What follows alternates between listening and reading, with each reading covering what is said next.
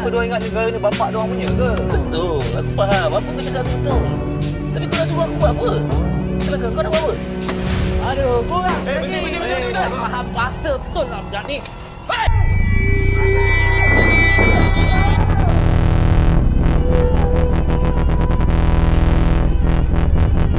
Ada masa dalam hidup kita ni, kadang-kadang kita kena buat satu perkara yang kita tak suka dan untuk kita teruskan. Dan pemenang anugerah pelakon lelaki terbaik Festival Filem Malaysia 30 adalah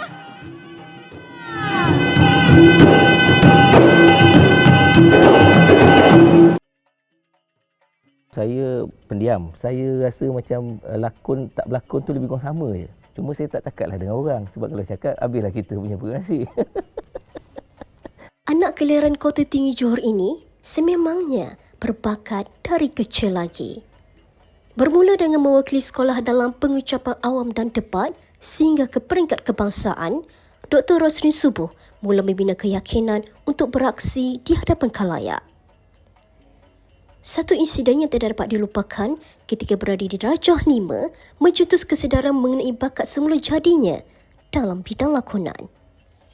So masa first time saya cuba duduk di depan kita punya kawan-kawan tu, disuruh jadi cikgu, suruh berlakon jadi cikgu. Sementara cikgu tu ada hal lain, jadi dia suruh kita ganti seperti macam dia lah. So bila saya jadi cikgu ni, pada masa tu saya rasa macam saya nak buat ikut suka hati saya lah. Dan saya pada masa tu saya pukul semua orang. Sebab saya rasa saya ada kuasa masa tu, saya pukul. Saya cakap, diorang tak senyap je, saya ambil pukul. Jadi saya rasa macam tu boleh juga kita buat. Bila depan orang ramai ni, kita ada satu keberanian, lepas tu ada satu benda yang kita boleh buat depan tu. Kebolehan semula jadinya ini tambah mekar ketika di tingkatan 5 apabila menjayakan watak Han Jebat di dalam teater berkisar Hikayat Hantua karya agung Tun Sri Nanang yang diberi nafas baharu. Bagai itik mendapat air, beliau tidak menoleh ke belakang lagi dan memulakan perjalanan hidup barunya di pentas-pentas teater seluruh negara. Peluang-peluang berlakon ni memang dapat daripada sekolah. Saya boleh ingat lagi yang saya rasa macam terfikir ada bakat. Jadi darjah 6 tu cikgu nampak saya, dia kata kalau awak berani awak buat teater.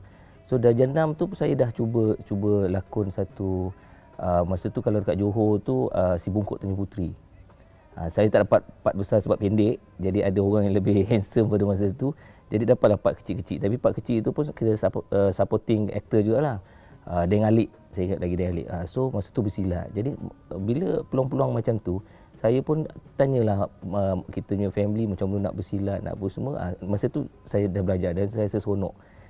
Lepas tu ada peluang-peluang pada masa dulu adalah daripada pengangkap. Jadi malam pengangkap tu masa ada malam unggun api, masa camping, itulah peluang-peluang tu dia suruh buat satu sketsa pendek-pendek. So masa itulah saya dengan kawan-kawan mikirkan cari idea buat. Masa saya tingkatan 5 baru saya dapat expose pergi ke Kota Tinggi, pergi ke Johor. Jadi lingkungan saya tu memang kampung. Jadi idea-idea semua idea dari kampung. Sebab cikgu bila dah nampak kita aktif, dia pun suruh kita lah. Selepas tingkatan 4, tingkatan 5 tu, saya baru masuk drama. Pada masa tu juga saya banyak ada berlakon-berlakon cikgu suruh tu teater yang jadi kontroversi pada tingkatan 5 saya masuk. Itu jebat dengan tua, saya jadi jebat. Jadi pada masa tu idea-idea cikgu ni dah mula mencabar kita lah pasal tingkatan 5 kan. Jadi disqualified bila di peringkat negeri tu disqualified sebab kita buat jebat interpretasi yang luar daripada diorang punya kefahaman, luar daripada Melayu apa semua itu. Sampai tingkatan 6 pada masa tu saya dapat di peringkat kebangsaan dalam teater tu sketsa anti dadah. Itu menang di peringkat kebangsaan. Sketsa saja tapi dia kita buat dengan set dengan apa semualah. So tingkatan 6 rendah tu antara saya rasa pencapaian dan minat saya tu lebih fokus kepada drama, kepada lakonan. Tu semua lakonan lah. Ada juga peluang-peluang lain macam Hari Guru. Masa tu memang kita je lah. Cikgu tu fikir, okey, Rosdin, awak buat satu sketsa untuk guru, kita buat. Jadi bila pelajar ataupun pelajar lain, kawan-kawan kita sokong, jadi kita rasa, wah ini aku rasa boleh buat lah. Kita boleh buat lah. Jadi saya terus sampai tingkatan 6 tu barulah saya pergi ke Johor Bahru, masuk dalam teater-teater pekan teater peringkat negeri, peringkat kebangsaan, pekan teater festival teater Malaysia lah sekarang ni lah. So saya bermula dengan teater juga. So bila bermula dengan teater-teater amatur ni, saya banyak campur dengan ni lah. So dengan orang-orang teater sendiri. Jadi teater-teater amatur ni dia tak ada basic belajar secara formal. So kita join dia, hari-hari kita duduk dengan dia, hari-hari lah kita belajar macam mana nak buat teater secara tu. So saya terfikir mesti ada satu tempat yang saya kena belajar lebih jauh lah. Keazaman untuk mendalami bidang lakonan telah membawanya ke ibu kota bagi melanjutkan pengajian di peringkat diploma, iaitu di Akademi Seni Kebangsaan yang kini lebih dikenali sebagai Aswara. Beliau kemudiannya meneruskan pengajian dari ijazah sarjana muda sehinggalah ke peringkat kedoktoran di Universiti Tua Negara, Universiti Malaya. Fokus penyelidikannya adalah teater tradisional Asia Tenggara. Dan setakat ini beliau telah mementaskan Mak Yung yang popular di Kelantan, Mek Mulung dari Kedah dan Utara Semenanjung, JK yang masih dipentaskan di Selatan Thai dan Kemboja, dan Mengdu dari Kalimantan Barat dan Kepulauan Natuna, Riau, Indonesia. Walaupun sudah bergelar ahli akademik, fitrah dirinya sebagai seorang pelakon sekali-kali tidak disingkirkan. Dr. Rusdin akan memastikan persembahan yang terbaik setiap kali beraksi di depan kamera. Saya masuk degree dekat UM ni 3 tahun. Lepas tu master saya lebih kurang 5 tahun. PhD saya pun lebih kurang 5 tahun lebih tak. 6 tahun, 7 tahun juga. Sebab saya bekerja. Kerja saya pada masa tu adalah jadi kru. Kerja saya jadi tolong orang ni. So saya boleh bekerja dalam 4 benda satu masa. Pagi saya boleh jadi buat grup untuk latihan. Petang saya boleh pergi tolong kawan saya berlatih dia punya teater. Malam tu saya boleh buat jadi kru. Lepas tu dalam masa yang sama saya buat proposal untuk dapatkan tu. So saya buat banyak benda yang saya rasa perlu survive. Dalam masa yang sama tu, apa aktiviti yang saya buat tu adalah membantu saya. Saya rasa saya boleh survive, tapi dalam masa yang sama membantu career saya tak tahu. Jadi apa-apa yang saya buat tu sebenarnya memang saya into dan saya minat, dan saya akan memilih benda-benda baru yang saya rasa saya perlu buat. Selain daripada duduk di dalam academician. So academician ni bagi saya satu seat yang membebaskan saya lebih banyak lagi saya boleh buat, dan saya boleh create something di dalam industri ini, terutama dalam bidang teater. Sebab bila saya fikir kebolehan dan saya punya kekurangan, saya rasa ada something benda yang perlu saya pilih yang tidak pernah orang buat. Kaedah-kaedah lakonan yang saya buat sebenarnya lakonan natural. Lakonan yang saya rasa macam saya tak berlakon pun, diorang kata saya berlakon. So bila saya tengok teater tradisional lebih rapat dengan benda ni. So saya pernah cuba sekali berlakon Mak Yung. Dalam Aswara dulu berlakon Mak Yung. Dalam teori Mak Yung tu lakon tu tak ada praktis pun, tak ada latihan, terus dia buat. Jadi saya pun fikir macam ni dia punya teori lah. Jadi saya pun cuba dalam keadaan tu, menjadi pula ramai datang, dan saya rasa ada satu jenis lakonan yang kita tak payah berlakon, orang nampak kita berlakon atas pentas pula. Jadi saya pun rasa okey, jadi teater tradisional ni ada satu jenis dan perkara yang unik lah. Jadi saya teruskan sampailah saya pergi melihat banyak teater tradisional.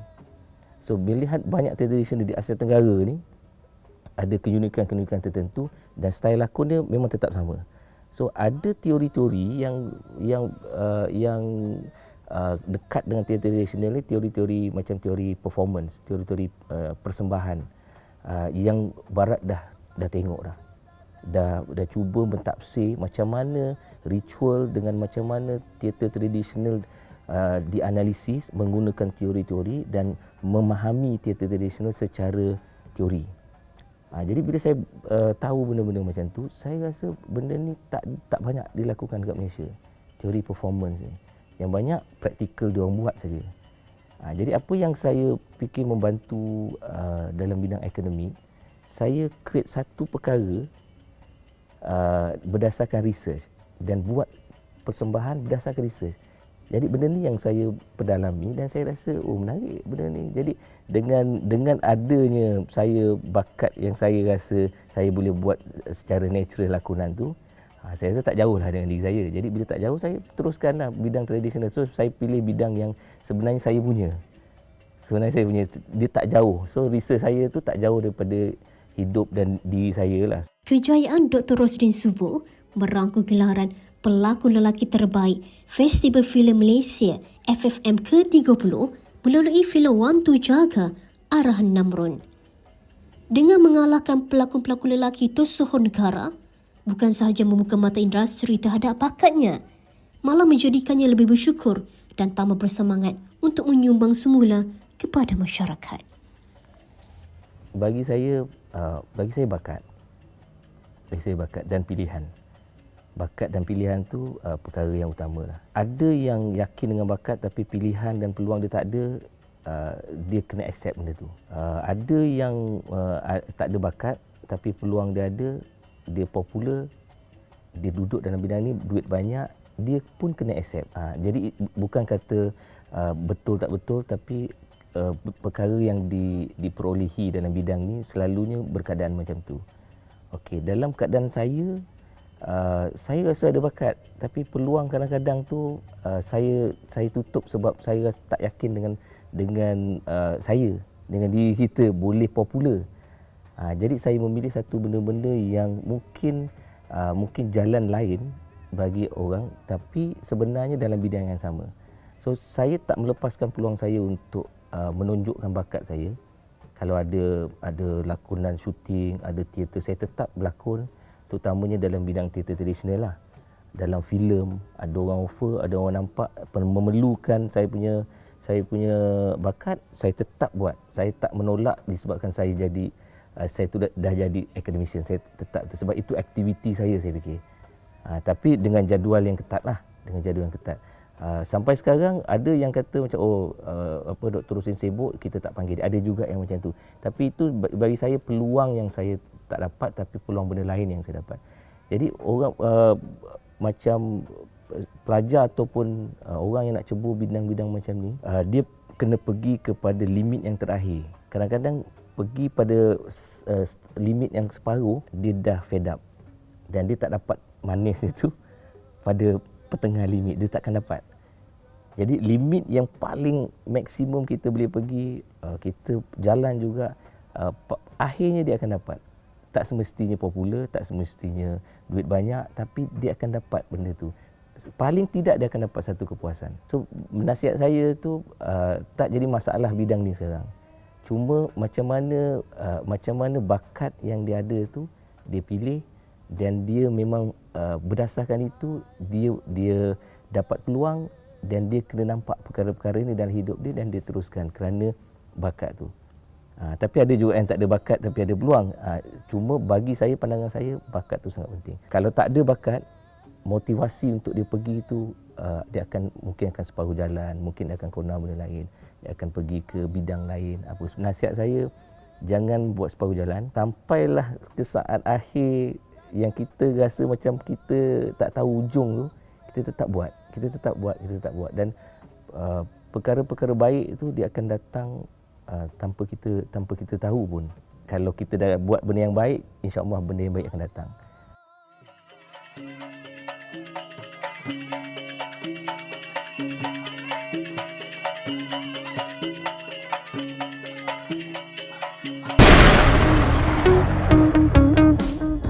Kerja kita ni bukan main tembak-tembak orang tau.